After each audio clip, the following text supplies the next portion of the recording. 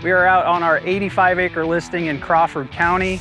We're doing a LandLab on it today where we kind of go beyond the regular listing presentation and we kind of dissect the property and give you some insight as to why the property was set up the way it is. And we have Bryan from Custom Game Land Services with us.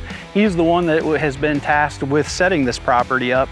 And Bryan, you've got quite a bit of history, not only with this property, but with quite a bit of property surrounding this. Yeah, so I'm Bryan Perrizo with Custom Game Land Services. I'm the wildlife management specialist for Custom Game Lands. Yeah, we've been working on this property for about 6 years, and the other surrounding properties in this area for about a decade, a little more than a decade. We'll just start right here where we're standing.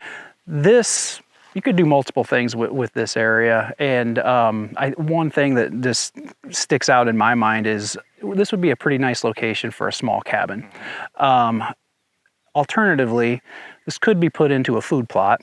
But one aspect that I think we're in agreement about this spot is the reason that we like it as a potential cabin site is because, one, great access all the way to it. Two, even though it's relatively close to the road, you've still got plenty of cover. Like, you'd have to be looking pretty hard from the road to actually see a cabin sitting back here, so there's that seclusion factor.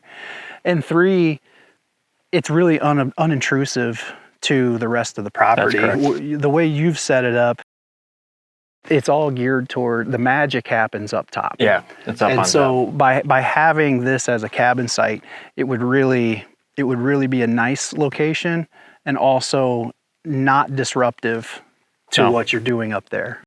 If somebody was going to be real critical about this property, one thing that they might be critical over is the access. It's very much bottom access. Right now, it's just kind of from this single path that goes up the side of this hill. It's a good path, but this could be far, far worse than what it is because the path as it sits shields you from the good stuff. Yeah. And over here, you were just telling me how you purposely left this side alone. So kind of explain your thought behind that. That's correct. So a lot of this, there's only so much ground between here and the fence line. And historically speaking, there hasn't been a lot of deer activity in this valley. And because of that, we didn't really want to improve on the habitat to increase the deer movement through this area. If this is going to be your only access point, and let's just say by chance that it is, we definitely don't want to have deer here, right. And so like on this upper half, we've kind of shielded it off with some hinge cuts. That kind of create this barrier where the deer aren't going to want to come down and cross necessarily. They may run it parallel, but the majority of the habitat work has been done on the other side of the property, neglecting this side for that purpose alone for the access. With the prevailing wind directions, you figure, with a west wind coming straight out of this direction or north or even southwest, if it's, coming out of that direction, it's definitely dumping off into this valley. And if you have falling thermals, then it's flushing down even further. So, I mean, that's really going to play in really nice to where all your food plots and everything are. Let's talk about this access lane. Yep. Why it's here and relative to the blind that you've got up here. I see you've got standing corn. Yep. Corn is a late season food source for us here, but it's mostly for the screening purpose along this edge. You know what I mean? So we've got the crest of the hill where you can't see the rest of the food source. You can sneak up along this edge on the back side of the hill, get into a blind with the prevailing winds. We do have a lane that goes from this lane through the corn to the blind. This was all high weeds during the deer season. So like in through here, all this was standing up, so you would have had that screen coming in. So you still have the screening. However, and I'm being completely honest, as a professional, we do make mistakes on occasion, and the corn was actually supposed to be planted across the front of the blind. Gotcha. But this is what happened. Easy fix next year. Inside this interior plot, we've got brassicas and oats that were planted in here last fall. And so this would be your green source that pairs really nice with the corn as a late season food source carrying into the spring. We've got the pond down here, and if the deer are bedded off in these points, which is what we're anticipating because that's what it's cut for, we're anticipating the deer to come out and utilize the water source Ideally, they're going to come and they're going to hit this water source and then work their way up into the food plot. And if they do that, then when they come through there, they're either going to end up in this field or they're going to walk the edge of the field, and they may, walk it up and walk right to the blind, or they may cross it over here, headed out to the next set of food plots. And the idea is to kind of get them directed to come right to you.